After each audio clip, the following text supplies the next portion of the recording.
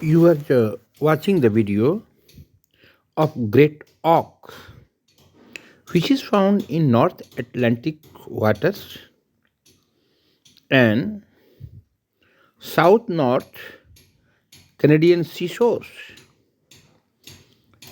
It is a flightless bird, but it is a water bird. You are seeing how they catch the fishes.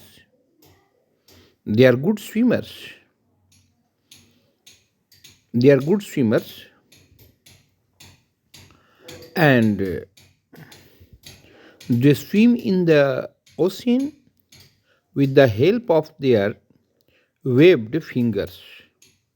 All the fingers were attached to each other with tendons and skin that help them to swim in ocean. It is a big misfortune of these nice bird sailors